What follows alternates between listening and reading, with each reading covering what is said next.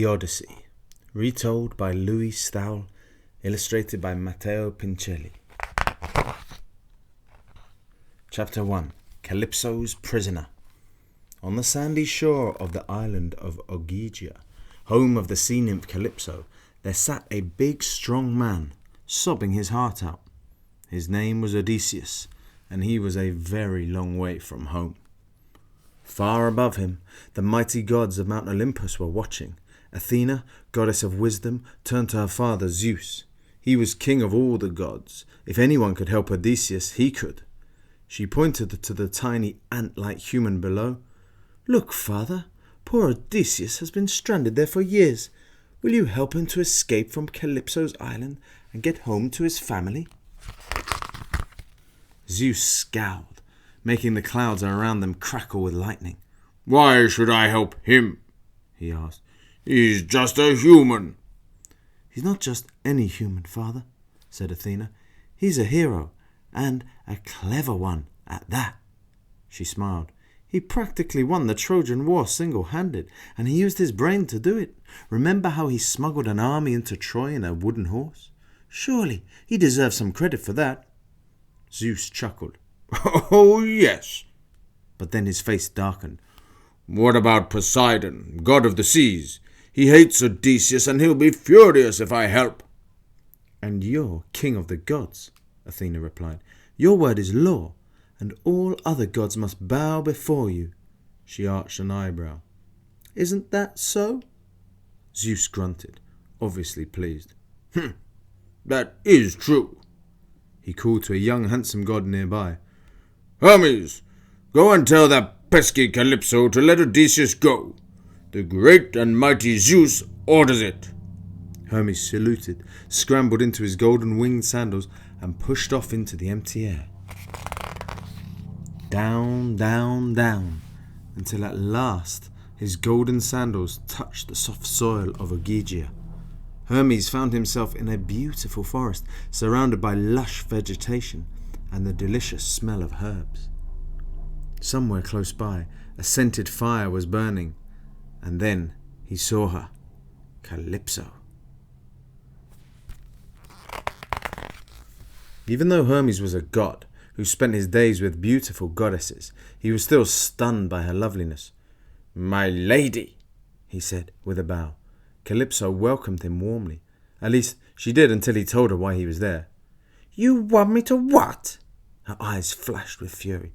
"Why should I give up Odysseus? I love him. He's lived with me for 7 blissful years." "Blissful for you, perhaps," said Hermes. Calypso gave him a fiery look. Hermes added, "Zeus commands you to let your prisoner go." He didn't need to add, "or else." At that, Calypso sighed. "Then I must." Calypso padded down to the beach where Odysseus sat, staring out to sea. He looked up as he heard her footsteps. "Zeus is forcing me to let you go," Calypso said. She fluttered her eyelashes at Odysseus. "If you really and truly want to leave, that is." "I want to go," said Odysseus quickly, perhaps a little too quickly, for Calypso began to look angry. So he added in a tender voice, "You're incredibly beautiful, Calypso, but I want to see my wife and child and my home again. That's where I belong." With a lovesick sigh, Calypso gave up. She helped Odysseus to build a sturdy raft, and, as soon as it was ready, he sailed away without a glance in her direction. Far above Odysseus's raft, Poseidon, god of the seas, looked down and saw that Odysseus was free. "Zeus let you go when I wasn't looking, did he?" he muttered. "You're not getting away that easily, little man." Poseidon struck his trident into the sea and stirred it up into a ferocious storm. The winds and the rain lashed the little raft until it was smashed to pieces, and Odysseus was thrown into the sea. He felt himself sinking into the freezing ocean. The deeper he sank, the colder it became. Soon he knew no more. When he came to, he found himself on a beach. For a horrible moment, he thought he was back where he'd started, on Ogygia. Then he saw a pair of girls washing clothes in the river close by. "This can't be Ogygia," he thought, feeling very relieved. I was alone with Calypso there. He got slowly to his feet and called out to the girls. Hello? The girls gave a squeal of shock. Odysseus bowed low.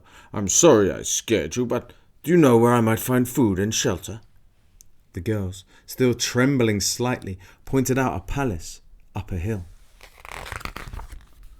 As it turned out, the king and queen who lived in the palace were the perfect hosts. Without even asking who he was, they ushered him inside, gave him fresh clothes and plenty to eat and drink. In return for this fine hospitality, said Odysseus, I'll tell you all an incredible tale. A murmur of excitement went through the court. Odysseus cleared his throat and began. My name is Odysseus, and, unfortunately for me, everything I'm about to tell you is true.